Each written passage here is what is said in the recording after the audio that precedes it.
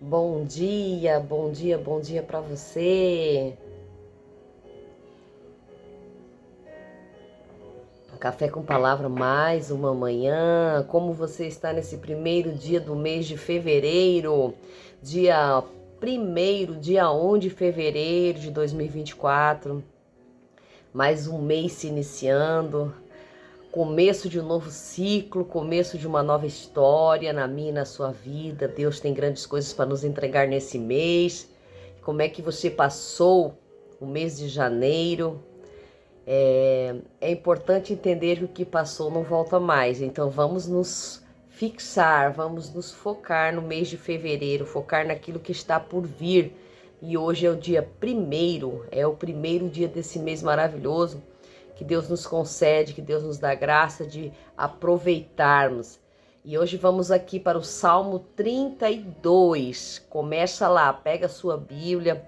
Salmo de número 32. Vamos ver o que o Senhor quer falar conosco nessa manhã, nesse salmo. E a palavra do Senhor vai dizer assim: Bem-aventurado aquele cuja transgressão é perdoada e cujo pecado é coberto. Bem-aventurado o homem a quem o Senhor não imputa iniquidade e em cujo coração não há engano. Enquanto eu guardei o silêncio, os meus ossos se consumiam por causa dos meus constantes gemidos em todo dia. Porque de dia e de noite a tua mão pesava sobre mim e o meu vigor se tornou em sequidão de verão. Então a ti eu confessei o meu pecado e a minha iniquidade não te encobri. Então eu disse: confessarei ao Senhor Jeová as minhas transgressões, e tu perdoaste a minha iniquidade e o meu pecado. Por isso todo aquele que é santo orará a ti no tempo em que possa ser achado. Certamente até quando as grandes águas transbordarem, estas não o alcançarão. Tu és o meu lugar secreto, onde eu me refugio. Tu me preservarás da angústia, com cânticos de libertação tu me cingirás. Então eu te instruirei e te ensinarei o caminho que deves seguir. Aconselhar-te-ei e os meus olhos estarão sobre ti. Não sejais como o cavalo ou como a mula que não tem entendimento, cuja boca deve ser sujeitada com cabresto e freio, pois senão se atirarão contra ti. Muitas são as dores do ímpio, mas aquele que confia no Senhor Jeová, a misericórdia o cercará. Alegrai-vos no Senhor Jeová, e regozijai-vos com ele. Vós sois justos, cantai de alegria, vós que sois retos de coração. Amém? Aqui vemos a palavra do Senhor nessa manhã, o salmista trazendo um salmo que fala bastante sobre o cobrir e o encobrir pecado, que fala sobre confessarmos os nossos pecados. Aí começa assim, dizendo que bem-aventurado aquele cuja transgressão é perdoada e cujo pecado coberto. Nos tempos antigos, a remissão dos pecados era feita através do sangue dos animais no templo.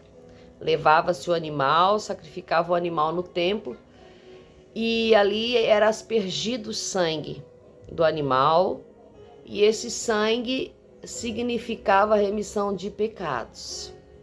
Mas depois que Jesus veio, que se tornou o nosso cordeiro imolado, já não é mais necessário essas práticas. Então nós somos salvos dos nossos pecados, redimidos do nosso pecado, por aquele que na cruz do Calvário já morreu por nós e já ressuscitou por mim e por você. Então, quão grandioso é esse amor de Deus para conosco, que nos deu o seu Filho único, único Filho, para morrer e nós sermos redimidos do nosso pecado, toda a humanidade, toda, aquele que era fiel, aquele que é infiel, toda a humanidade. Deus não fez e não faz acepção de pessoas, por todos ele deu o seu sangue, até a última gota do seu sangue, diz a palavra, que ele derramou na cruz do Calvário. O versículo 2 vai dizer que bem-aventurado é o homem a quem o Senhor não imputa iniquidade e em cujo coração não há engano. Enquanto eu guardei o silêncio, os meus ossos se consumiam por causa do meu constante gemido em todo dia. Veja que aqui nós analisamos que enquanto a gente guarda o silêncio, significa enquanto a gente não confessa o nosso pecado, enquanto a gente não confessa para Deus o que está errado conosco, o que a gente fez de errado. Mas Deus não sabe, irmã? Sabe? Claro que sabe. Deus vê tudo. Deus é onipotente, onisciente, onipresente. Ele conhece todo e qualquer pecado a qual nós praticamos, mas nós precisamos entender que Deus quer ver a sinceridade do nosso coração. Deus quer ver a maneira a qual nós nos comportamos. E veja que o pecado aqui, ele traz consumação dos ossos, traz dor constante do nosso corpo. Veja que o pecado espiritual pode nos levar a dores. O pecado espiritual, o pecado a qual nós vivemos no nível espiritual, quero dizer, ele pode nos trazer a sentirmos dores físicas do nosso corpo, porque a palavra diz que os meus ossos se consumiam por causa dos meus gemidos, os meus ossos se consumiam porque a minha alma gemia, a minha alma tinha dor por eu ter cometido tais pecados. Então no versículo 5 vai dizer que eu devo confessar ao Senhor Jeová as minhas transgressões, e quando confessamos, Ele perdoa a nossa iniquidade e o nosso pecado.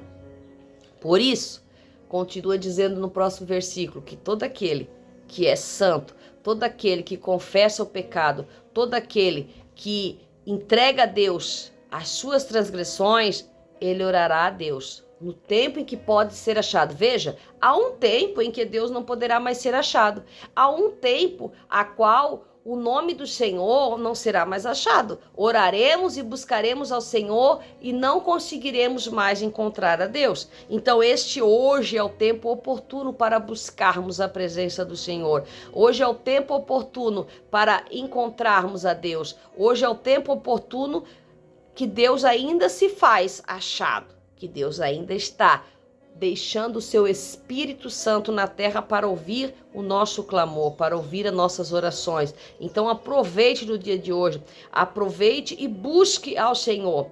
Um versículo muito interessante que me chamou a atenção, 32:9, que diz assim: não sejais como o cavalo ou como a mula, que não tem entendimento, cuja boca deve ser sujeitada como cabresto e freio, pois senão atirarão contra ti.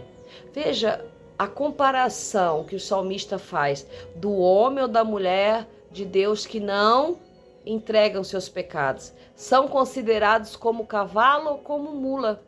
São considerados sem entendimento, são considerados pessoas que estão na terra como animais, que não entendem o que tem a fazer, que devem ser guiados, que devem ser colocados cabresto nas bocas, ou seja, ficarem calados, que não tem voz ativa, que não sai nada de bom da boca, porque se a boca está amarrada, o que pode sair de bom? É um significado muito forte nós sermos comparados ao cavalo e ao boi, ao cavalo e à mula. Não temos entendimento. Então, ter o entendimento do Senhor nos faz confessar pecado. Ter entendimento do Senhor nos faz tirar toda a transgressão que existe em nós através da confissão de pecados a Deus. Não custa nada você chegar no seu cantinho, confessar ao Senhor o que você praticou, o que você fez que te desabona perante o Senhor, o que tira a tua conduta perante Deus, né? E o Senhor se alegra com isso. O Senhor derrama sobre nós chuvas de bênção. O versículo final vai dizer, 32:11, que alegrai-vos no Senhor Jeová e regozijai-vos com ele. Vós que sois justo, cantai com alegria, vós todos que sois retos. Então, ser reto de coração é isso. Ser reto de coração é entregar tudo aquilo que você pratica, bem ou mal. Não adianta nós dizermos, não fizemos isso, não fizemos aquilo, somos santos, não faço nada de errado, sendo que o nosso coração às vezes praticou o mal, o nosso coração desejou o mal, o nosso coração fez algo que desabonava a nossa conduta perante Deus. E nós vamos fazer isso todos os dias, porque a palavra do Senhor vai nos dizer que nós nascemos do pecado, nós já nascemos com ele, desde a queda de Adão, o pecado foi instaurado em nós, então nós somos plenos de pecado, infelizmente, mas o sangue de Jesus nos redime de todo o nosso pecado, de tudo aquilo que nos afasta de Deus. E o pecado nos afasta de Deus. Não o fato de você pecar, mas o fato de você, o ser humano, a alma do ser humano se entristecer e ter vergonha de buscar a Deus. Ele ainda se encontra para ser achado quando a gente peca. Mas a gente prefere se ofuscar, prefere se esconder, assim como Adão se escondeu. Quando ele pecou, o Senhor desceu no jardim e falou: Adão, cadê você? Vem para o nosso encontro de todos os dias. E Adão estava escondido. Adão sabia que tinha pecado, mas Adão se escondia. Adão e Eva se escondiam do seu pecado. Estavam nus, vestidos com folhas, escondidos da vergonha do pecado. Então, o que nos afasta de Deus, o que faz com que a gente se afaste de Deus, Deus nunca se afasta de nós, nós é que nos afastamos dele. É o fato de pecarmos, transgredirmos e não buscarmos ele. E ele encontra-se num lugar aonde ele ainda pode ser achado. Então que nessa manhã nós possamos buscar ao Senhor, que nós possamos achá-lo, que nós possamos encontrá-lo, porque ainda é tempo de achar a Deus. Ainda é tempo de buscar a Deus. E essa é a palavra que eu gostaria de deixar para você nessa manhã. Se tem pecado, e todos temos, confesse hoje, entrega para o Senhor, comece o seu dia limpo, comece o seu dia cheio da perspectiva das boas energias que vêm do Senhor, das bênçãos derramadas sobre nós, entrega para Ele, coloca tudo na mão dEle e diz: Senhor, eu quero ser reto perante Ti, eu quero ser reto na Tua presença, eu quero ser reto diante de Ti, Senhor. Então, me limpa de toda transgressão, de todo pecado, de toda iniquidade e coloca em mim um coração reto perante Ti, um coração sincero.